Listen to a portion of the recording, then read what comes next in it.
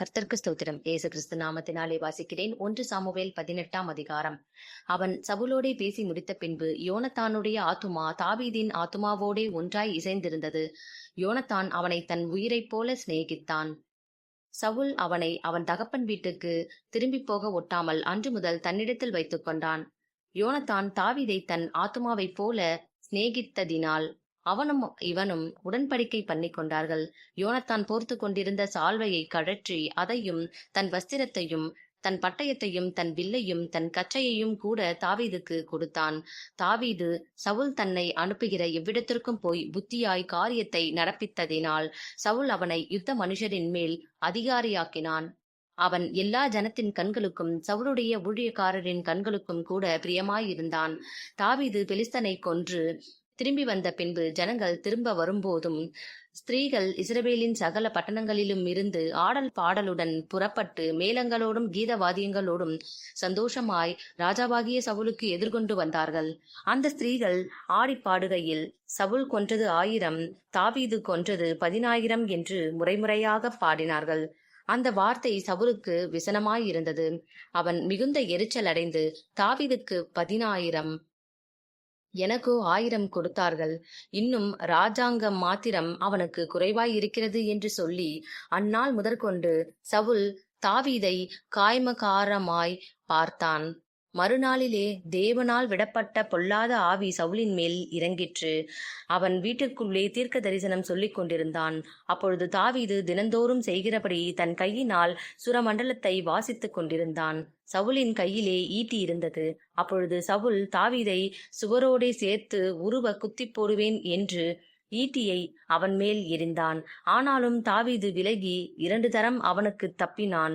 கர்த்தர் தாவீதோடே கூட இருக்கிறார் என்றும் தன்னை விட்டு விலகி போனார் என்றும் சவுல் கண்டு தாவீதுக்கு பயந்து அவனை தன்னை விட்டு அப்புறப்படுத்தி அவனை 1000 பேருக்கு அதிபதியாக வைத்தான்.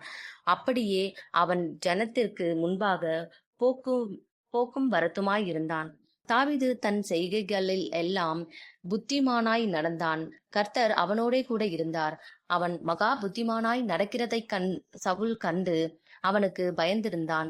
இஸ்ரவேலரும் யூதா ஜனங்களுமாகிய யாவரும் தாவீதை சிநேகித்தார்கள். அவர்களுக்கு முன்பாக அவன் போக்கும் வரதுமாயிருந்தான். என் கை அல்ல, பெலிஸ்தரின் கையே அவன் மேல் விழட்டும் என்று சவுல் நினைத்து கொண்டு சவுல் தாவீதை நோக்கி, என் மூத்த குமாரத்தியாகிய மேராவை உனக்கு மனைவியாக கொடுப்பேன். நீ எனக்கு நல்ல சேவகனாய் மாத்திரம் இருந்து கர்த்தருடைய யுத்தங்களை நடத்து என்றான். அப்பொழுது தாவீது சவுலை பார்த்து, ராஜாவுக்கு மருமகனாகிறதற்கு நான் எம்மாத்திரம்? என் ஜீவன் எம்மாத்திரம்? இஸ்ரவேலிலே என் தகப்பன் வம்சமும் எம்மாத்திரம் என்றான். சவுலின் குமாரத்தியாகிய மேராப் தாவீதுக்கு கொடுக்கப்படும் காலம் வந்தபோது அவள் மேகோலாத்தியனாகிய ஆதரியேலுக்கு மனைவியாக கொடுக்கப்பட்டாள். சவுலின் குமாரத்தியாகிய மீகாள் தாவீதை நேசித்தாள். அது சவுலுக்கு அறிவிக்கப்பட்ட போது அது அவனுக்கு சந்தோஷமாயிருந்தது. அவள் அவனுக்கு கன்னியாய் இருக்கவும் பெலிஸ்தரின் கை அவன் மேல் விழவும் அவளை அவனுக்கு கொடுப்பேன் என்று சவுல் எண்ணி தாவீதை நோக்கி, நீ என்னுடைய 2ஆம் குமாரத்தியினால் இன்று எனக்கு மருமகனாவாய் என்றான். பின்பு சவுல் தன் ஊழியக்காரரை பார்த்து, நீங்கள் தாவீதோடே ரகசியமாய் பேசி, இதோ ராஜா உன்மேல் பிரியமாயிருக்கிறார், அவருடைய ஊழியக்காரர் எல்லாரும் உம்மை சிநேகிக்கிறார்கள், இப்போதும் நீ ராஜாவுக்கு மருமகனானால் நலம் என்று சொல்லுங்கள் என்று கற்பித்தான். சவுலின் ஊழியக்காரர் இந்த வார்த்தைகளை தாவீதின் செவிகள் கேட்க பேசினார்கள். அப்பொழுது தாவீது, நான் ராஜாவுக்கு மருமகன் ஆகிறது லேசான காரியமா? நான் எளியவனும் அற்பமாய் எண்ணப்பட்டவனுமாய் இருக்கிறேன் என்றான்.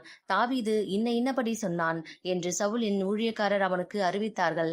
அப்பொழுது சவுல் ராஜா பரிசத்தை விரும்பாமல் பெலிஸ்தரின் 100 நுனித்தோள்களினால் ராஜாவின் சத்துருக்களிடத்தில் பழிவாங்க விருப்பமாய் இருக்கிறார் என்று தாவீதுக்கு சொல்லுங்கள் என்றான்.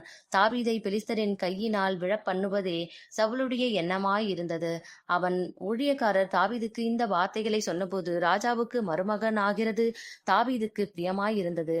அதற்கு குறித்த நாட்கள் நிறைவேறும் முன்னே தாவீது எழுந்து தன் மனுஷரை கூட்டிக் கொண்டு போய் பெலிஸ்தரில் 200 பேரை வெட்டி அவர்களின் நுனித்தோள்களை கொண்டு வந்து தான் ராஜாவுக்கு மருமகனாகும்படிக்கு அவைகளை ராஜாவுக்கு எண்ணி செலுத்தினான். அப்பொழுது சவுல் தன் குமாரத்தியாகிய மீகாளை அவனுக்கு மனைவியாக கொடுத்தான். கர்த்தர் தாவீதோடு இருக்கிறார் என்று சவுல் கண்டறிந்து கொண்டான். சவுலின் குமாரத்தியாகிய மீகாளும் அவனை நேசித்தாள். ஆகையால் சவுல் இன்னும் அதிகமாய் தாவீதுக்கு பயந்து தான் உயிரோடிருந்த நாளெல்லாம் தாவீதுக்கு சத்துருவாயிருந்தான். பெலிஸ்தருடைய பிரபுக்கள் புறப்படுகிற போதெல்லாம் தாவீது சவுலுடைய ஊழியக்காரர் எல்லாரை பார்க்கிலும் புத்திமானாய் நடந்து கொண்டான். அவன் பேர் மிகவும் கனம் பெற்றது. ஆமேன்.